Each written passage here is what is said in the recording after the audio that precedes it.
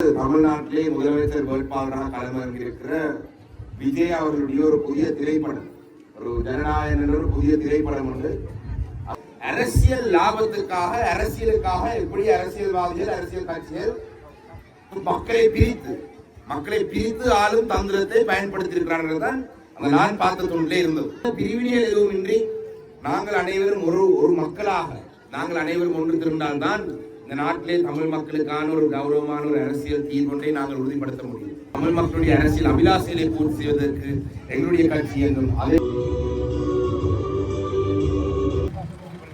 தமிழ் மக்கள் ஒரே குடையின் கீழ் ஒன்றுபட வேண்டும் என்ற நோக்கில் செயற்பாடுகள் நடைபெற்று வரும் நிலையில் சில புல்லருவிகள் தங்களது சுயநல அரசியல் சுகபோகத்திற்காக அந்த முயற்சிகளை தடுக்கின்றனர் என இலங்கை தமிழரசு கட்சியின் பாராளுமன்ற உறுப்பினர் சாணக்கியன் ராசமாணிக்கம் தெரிவித்துள்ளார்.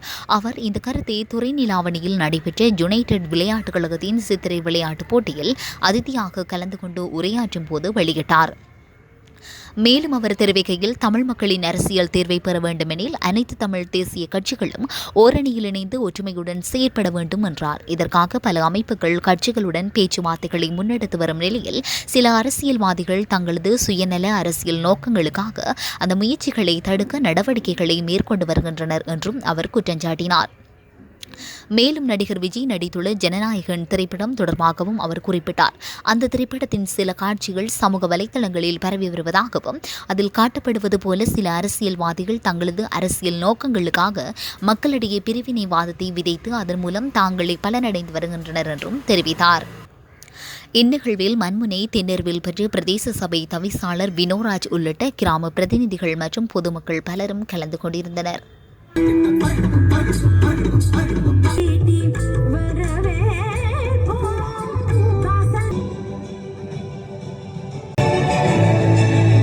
புதிய நிலவர்களையும் பெற்றுச் செல்லுமாறு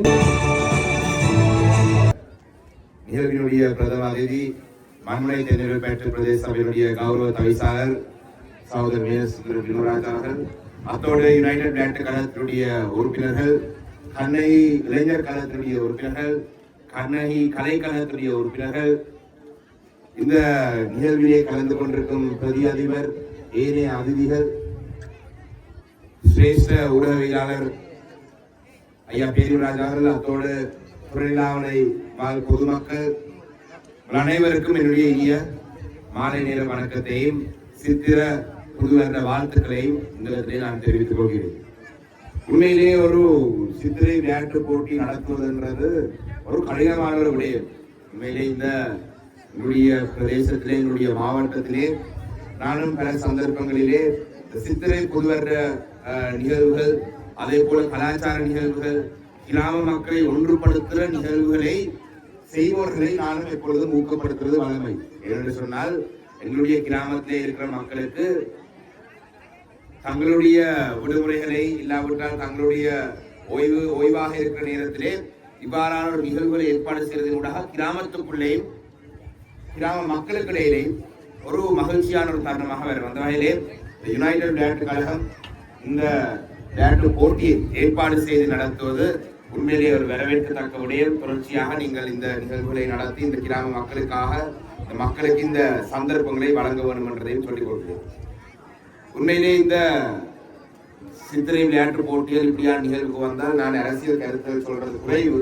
இருந்தாலும் என்னுடைய மதிப்புக்குரிய ஊடகவியலாளர் ஐயா இருக்கிறபடினால ஒரு சில கருத்துக்களை சொல்லாவிட்டாலும் அதுவும் சரியாக இருக்காது. சுருக்கமாக என்னுடைய கருத்தை முடிக்கிறேன். பலருக்கு தெரியும், தற்பொழுது தமிழ்நாட்டிலே முதலமைச்சர் வேட்பாளராக களமிறங்கியிருக்கிற விஜய் அவர்களுடைய ஒரு புதிய திரைப்படம், ஒரு ஜனநாயகன் ஒரு புதிய திரைப்படம் உண்டு. அது வெளியே வருவதாக இருந்து அதுக்கு பிறகு வராது என்று சொல்லி இப்படி கிடக்க இயக்கத்திலே வருவதில் எல்லாம் எதிர்பார்த்து இருந்திருக்கீங்க போல. ரைட், பல எதிர்பார்ப்புடன் விஜய் ரசிகர் இருந்த பொழுதும் அந்த திரைப்படம் வெளியிலே வரவில்லை. திரைப்படம் வெளியிலே வராதபடியினாலே அந்த திரைப்படத்திலே சில துண்டு துண்டா வெட்டி இப்ப யூடியூப், பேஸ்புக் எல்லாம் வருது, பார்த்துருப்பீங்க. சிலாக்கள் கேள்விப்பட்டான், முழு படமே வந்துட்டான், அதிலே பார்த்துலாம் சில துண்டுகள் வருது. இந்த திரைப்படம் வந்திருந்தால் ஒரு மாதம் 2 மாதம் பிந்தி பார்த்தது வராதபடியா என்ன காரணம் என்று அதுல வந்த துண்டுகளை தேடி பார்த்துறேன். அதிலே மிக முக்கியமான ஒரு விடயம், பார்க்காத ஆட்களுக்கு நான் கதையை சொல்ல மாட்டேன், மொத்த கதையை சின்ன துண்டை மட்டும் சொல்றேன். அதிலே மிக முக்கியமாக சொல்லப்பட்ட விடயம், அரசியல் லாபத்துக்காக அரசியலுக்காக எப்படி அரசியல்வாதிகள் அரசியல் கட்சிகள் மக்களை பிரித்து ஆளும் தந்திரத்தை பயன்படுத்தி இருக்கிறார்கள் தான் அந்த நான் பார்த்த துணிலே இருந்தது. அதை பார்த்த பொழுது துணைநிலாவிக்கு வருகை தரும் பொழுது எங்களுடைய மக்களும் துணைநிலாவில் மாத்திரமல்ல வடக்கு கிழக்கிலே வாழும் எங்களுடைய மக்களையும் பிரித்து ஒவ்வொரு பிரதேசமாக வடக்கு கிழக்கு ஒரு பிரிவினவாதம், யாழ்ப்பாணம் மட்டக்கிழப்பு ஒரு பிரிவினவாதம், அதில் இப்படி பல வகையான பிரிவினையை உருவாக்கி பல தசாப்தங்களாக பலர் அரசியலில் ஈடுபட்டிருக்கிறார்கள். என்னை பொறுத்தளவிலே நாங்கள் அனைத்து தமிழ் பேசும் மக்களும் எங்களுடைய மக்களாக கருதும் ஒருவர். இந்த நாட்டிலே தமிழ் மக்களுக்கு, தமிழ் பேசும் மக்களுக்கு ஒரு நிரந்தரமான அரசியல் தீர்வு வேணும் என்றதே, அனைத்து தமிழ் பேசும் மக்களுக்கும் ஒரு தீர்வு வர வேண்டும் என்றதிலே உறுதியாக இருக்கும் ஒருவர் தான் நான். அந்த வகையிலே தான் எங்களுடைய கிராம மட்டங்கள் நினைக்கிற இன்றைய நாளிலே இந்த நிகழ்வில் நாங்கள் கலந்து கொள்றதோடு இந்த கிராமம் துணைநிலாவிலே இருக்கிற மக்கள் மத்தியிலே பல குழப்பங்களை ஏற்படுத்தி பல காரணங்களை வைத்து பல குழப்பங்களை பிரிவினைகளை உருவாக்குகிறார். அந்த வகையிலே இந்த பிரிவினைகள் எதுவும் இன்றி நாங்கள் அனைவரும் ஒரு மக்களாக நாங்கள் அனைவரும் ஒன்று திரண்டால்தான் இந்த நாட்டிலே தமிழ் மக்களுக்கான ஒரு கௌரவமான ஒரு அரசியல் தீர்வொன்றை நாங்கள் உறுதிப்படுத்த முடியும். அந்த வகையிலே தான் உங்களுக்கு தெரியும், தற்பொழுது இந்த கடைசி ஒரு விடயத்தை மாத்திரம் சொல்றேன். பல மக்களுடைய விருப்பத்துக்கு ஏற்ப இப்பொழுது தமிழ் அரசியல் கட்சிகள் ஒரு நிலப்பாட்டிலே வர வேண்டும் என்று சில முடிவுகள் இருக்கிறார்கள் தமிழ் மக்களுக்காக. அந்த வகையிலே தமிழ் அரசியல் கட்சிகள் ஒரு அணியாக நிற்கும் பொழுது சில குழப்பவாதிகள், சில சந்தர்ப்பவாதிகள் தங்களுடைய தேர்தல் லாபத்துக்காக தங்களுக்கு தேவைப்பட்டால் ஒரு சிலர் நல்லம், தங்களுக்கு தேவைப்படாவிட்டால் ஒரு சிலர் கூடாது நினைக்கிறவர்கள் எல்லாம் இந்த தமிழ் மக்களுக்கு தலைமைத்துவம் வழங்க முடியாது. அந்த வகையிலே தமிழ் மக்களுடைய அரசியல் அபிலாசைகளை பூர்த்தி செய்வதற்கு எங்களுடைய கட்சி என்றும் அதே போலதான் கிராம மட்டங்களிலே இந்த பல தேவைகள் இருக்கின்றது. மைதானம் சம்பந்தமாக இருக்கலாம், இந்த காணியிலே ஒப்பங்கள் வழங்குவதாக இருக்கலாம், இதிலே பல வேலை திட்டங்களை செய்வதாக இருக்கலாம். நாங்கள் கடந்த காலத்தில் துணைநிலாவன கிராமத்தில் பல அபிவிருத்தி பணிகளை செய்திருந்தோம். துரதிருஷ்டவசமாக எங்களுடைய பாடசாலைக்கு அருகாமையில் இருக்கிற அந்த மைதானத்துக்கு நாங்கள் ஒதுக்கி அந்த 50 லட்சம் ரூபாய் காசு எங்களுக்கு பயன்படுத்த முடியாமல் போனது அதில் ஒரு உறுதிப்படுத்தினார். ஆனால் இப்பொழுது எங்களுடைய தவிசாளர் அவர்கள் அதிரடியாக பல விடயங்களை முன்னெடுக்கிறார். அன்று ஒரு இடத்தை வந்து நான் சொன்னேன், களுவாஞ்சுடியிலே பலர் கேட்கிறார், வினோராஜ் அவர்கள் இப்பொழுது களுவாஞ்சுடிக்கு பிரதேச உறுப்பினராக இல்லாட்டி துணைநிலாவணி பிரதேச உறுப்பினராக என்றால் பார்த்தால் எந்த நேரம் துணைநிலாவணிலாம் செய்தி வருவதுன்னு சொன்னார். அப்ப உண்மையிலேயே அது துணைநிலாவணி என்று சொல்றது எங்களுடைய தமிழரசு கட்சியினுடைய ஒரு கோட்டை. என்னுடைய பாட்டனார் ராசமாணிக்கம் ஐயா இருந்த கால பகுதியிலே இன்று அவருடன் இருந்தவர்கள் பலர் காலமாகி செல்கிறார்கள். நேற்றும் ஒருவர் நாங்கள் எங்களை விட்டு பிரிந்து சென்றிருக்கிறார். ஆனால் இருந்தாலும் அப்படியாக இருந்த ஒரு கோட்டையாக இருந்த ஒரு பிரதேசம் தொடர்ந்து எங்களுடைய மக்களுடைய பிரச்சனையை பூர்த்தி செய்து கொடுப்பதன் ஊடாக இந்த கிராமம் தொடர்ந்து தமிழரசு கட்சியினுடைய ஆதரவான, சாணக்கியனுக்கு ஆதரவான, வினோராஜுக்கு ஆதரவான, எங்களுடைய கௌரவ பிரதேச உறுப்பினர் இளமாறனுக்கு ஆதரவான ஒரு கிராமமாக இருக்க வேண்டும். அதுக்கான தேவையான பணிகளை நிச்சயமாக நாங்கள் முன்னெடுப்போம். பல அபிவிருத்தி திட்டங்களையும் செய்வோம். நான் நினைக்கிறேன் கடைசியாக இதை மட்டும் சொல்றேன், ஒரு கலாச்சார மண்டபம் கூட துணைநிலாவன கிராமத்துக்கு ஒரு நீண்டகால தேவையாக இருக்கும். ஒரு கலாச்சார மண்டபம் அமைக்கிறதுக்கான ஆரம்ப கட்ட வேலையை கூட என்னுடைய கௌரவ தவிசாளர் முன்னெடுத்துக் கொண்டிருக்கிறார். அந்த வகையிலே இந்த மக்களுடைய தேவைகளை நாங்கள் ஒன்றொன்றாக நாங்கள் பூர்த்தி செய்து கொடுப்போம். மக்கள் எங்களுடைய இருந்தால் நாங்கள் பலமாக இருப்போம் என்றதை சொல்லி விடைபெறுகிறேன். நன்றி, வணக்கம். இன்றைய நிகழ்வின் அசைக்க முடியாத, என்றும் எங்கள் மக்களின் இதயங்களிலிருந்து பிரிக்க முடியாத ஒரு கோட்டை, வீரம் விளை நிலம் எங்கள் துணைநிலாவினை.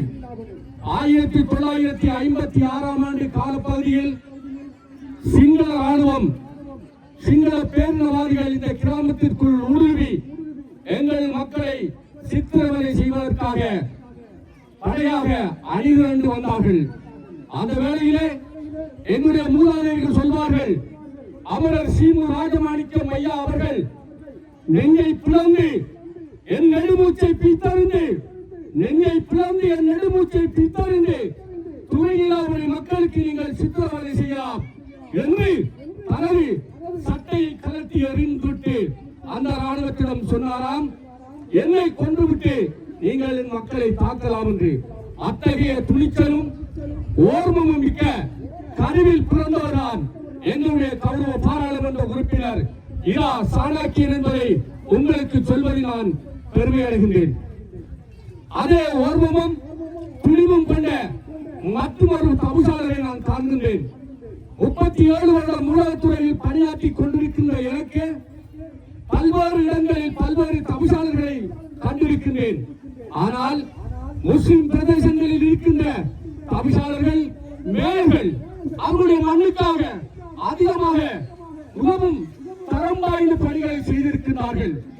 நான் ஓய்வு பெறுவதற்கு 2 வருடங்களுக்கு முன்னர் அக்கறை பற்றிக்கு பரீட்சை கடமைக்காக சென்றிருந்த போது ஒரு ஒழுங்கையை பார்த்தேன். அந்த ஒழுங்கையும் காப்பீட் கோட்டாக இருந்தது. அதனை செய்தவர் யார் என்று கேட்டால் முன்னாள் அமைச்சர் முந்தைய மேயருமாகிய ஏஎல்எம் அதாபுல்லா என்பதை பார்த்தேன். அதே போன்று இந்த அதாபுல்லாவை போன்றுதான் நான் இந்த பினோராஜ் அவர்களுடைய சேவையை பார்க்கின்றேன். நினைத்து பார்க்க முடியுமா? ஆங்கிலம் படிப்பதற்கு பாடசாலை இல்லை என்பதற்காக நாங்கள் வேறு ஊர்களுக்கு சென்ற வரலாறு இருக்கின்றது. இங்கு இருக்கின்ற ராஜகோபால் நான் உட்பட பலர் ஆங்கிலத்தை ஓயல் வகுப்பில் தான் ஏபிசிடியை கற்றோம். ஆனால் இன்று எங்களுடைய பச்சிளம் குழந்தைகள் ஆங்கிலத்தை பாடல் வகுப்பிலே கற்பதற்கான ஒரு களத்தை அமைத்துக் கொடுத்தவர் யார்? எங்களுடைய கௌரவ தவிசாளர் வினோராஜ். இந்த வினோராட்சிக்கு புதிய ரத்தம் பாய்ச்சி இருப்பவர் யார்? அருகில் இருக்கும் ஐயா சாணக்கியன் அவர்கள். ஆகவே இனிமேல் இந்த கோட்டைக்குள் எவரும் வரக்கூடாது என்பதற்கு இந்த இங்கே வீட்டிருக்கின்ற அனைத்து பொதுமக்களும் சாட்சியமாக இருப்பார்கள். மீண்டும் ராஜமாணிக்கம் அவர்கள் கட்டிய கோட்டை மீண்டும் உதயமாகி இருக்கின்றது என்ற ஒரு மகிழ்ச்சிகரமான செய்தியை கூறிக்கொண்டு இந்த மைதானம் எங்கள் இளைஞர்களுடைய உருவத்தில் உருவான மைதானம். ஆகவே எங்களுடைய தவிசாளருக்கு இன்னும் 3-4 வருட காலம் இருக்கும். சேவை செய்வதற்கான அரசியல் அங்கீகாரம் பின்னரும் அவர் வருவார், அது வேறு விடயம். அதே போன்று எங்களுடைய பாராளுமன்ற உறுப்பினரும் இன்னும் 3-4 வருடங்கள் இங்கே பணியாற்றுவார். மீண்டுமாக அவர் ஏன் இந்த தமிழரசு கட்சிக்கு தலைமை தாங்குகின்ற ஒரு தலைமகனாகவும் வருவார் என்பதில் இந்த ஐயப்பாடும் இல்லை. அதற்கிடையில் நீங்கள் துறை இல்லாமலை துணைத்தட் விளையாட்டு கழக மைதானத்தை நீங்கள் அமைத்து தருவீர்கள் என்கின்ற ஒரு உறுதிமொழியோடு எல்லாம் எங்கள் கண்ணனை தாயின் முன்னே இருந்து இந்த சவாலை நான் விடுகின்றேன்.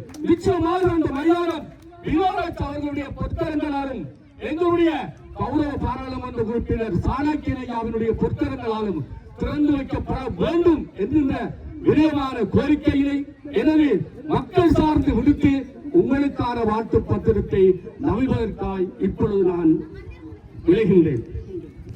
எங்கள் மண்ணுக்கு மகுடம் சூட்ட வந்திருக்கின்ற மாபெரும் தலைமகன் யா சாணக்கியனுக்கான வாழ்த்துப்பா. வருகை தரும் மக்கள் நாயகனுக்கு வாழ்த்துப்பா. பட்டிருப்பு மண்ணில் இளம் சூரியனே, பட்டிருப்பு மண்ணில் இளம் சூரியனே, பாராளுமன்றத்தில் ஒலிக்கும் தமிழ் பேரியமே, பாராளுமன்றத்தில் ஒலிக்கும் தமிழ் பேரியமே, யுனைடெட் விளையாட்டு கழகத்தின் சித்திரை திருவிழாவில் யுனைடெட் விளையாட்டு கழகத்தின் சித்திரை திருவிழாவில் சாதனை படைக்க துடிக்கும் வீரர்களுக்கு உந்து சக்தியாய் வந்திருக்கும் உயரிய குணத்தோடு சாணக்கியம் கொண்ட உன் சொல்லால் தமிழர் உணர்வுகளை உலகிற்கு உரைப்பவரே, இளையோர் கரங்களுக்கு வலுவூட்டி என் இனத்தின் பெருமையை நிலைநாட்ட பிறந்தவரே, இளையோர் கரங்களுக்கு வலுவூட்டி எம் இனத்தின் பெருமையை நிலைநாட்ட பிறந்தவரே, சித்திரை மலராய் சிரித்த முகத்துடன் எம் விளையாட்டு மைதானம் வந்திருக்கும் மாண்புமிகு ராஜமாணிக்கம் சாணக்கியன் ஐயா அவர்களே, உம் வருகையால் எமது கழகம் பெருமிதம் கொள்கிறது. விளையாட்டுத் துறையில் வீரம் தலைக்க எம் அன்பாசனையோடு நீர் வழங்கிய ஆதரவு நிலைக்க யுனைடெட் விளையாட்டு கழகத்தின் சார்பில் உளம் கனிந்த நன்றிகளோடு உங்களை வாழ்த்தி வணங்குகிறோம். வாழ்க நீடே, வாழ்க நீடே, வாழ்க நீடே. இங்கே உங்கள் கரகோஷங்களை செய்யுங்கள். அவருக்கான பொன்னாடையும்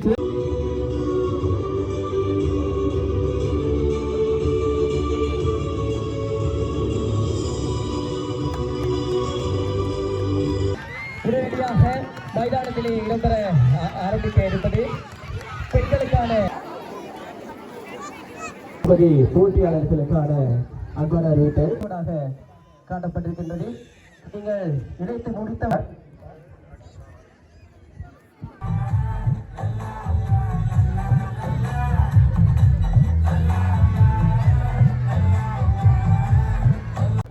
கடுமையான போட்டியாக இருக்கும். துரதிருஷ்டவசமாக போட்டியை முடியும் வரைக்கும் எனக்கு இருக்கிறார்கள். போட்டியாளர்களுக்கு என்னுடைய வாழ்த்துக்களை முதலாவது தெரிவித்துக் கொள்கிறேன். ரைட், அப்படின்னா 1, 2,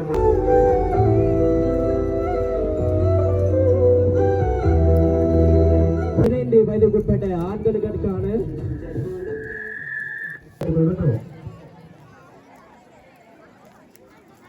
முதலாம், 2ஆம், 3ஆம் இடங்களை பெற்று பெருமதியான பரிசுகளை தட்டிச் செல்ல